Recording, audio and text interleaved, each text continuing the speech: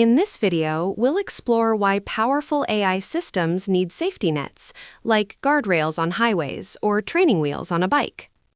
AI guardrails are built-in safety mechanisms that prevent harmful or unwanted outputs, ensuring reliable and ethical operation.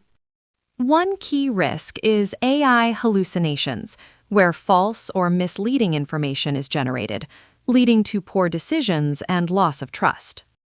AI guardrails also rely on governance, ethical frameworks, and human oversight to ensure accountability. The goal is to build trust through safety, accountability, transparency, and fairness. AI is constantly evolving, so guardrails must too. Organizations need to continuously monitor, adapt, and refine them to stay ahead of new challenges.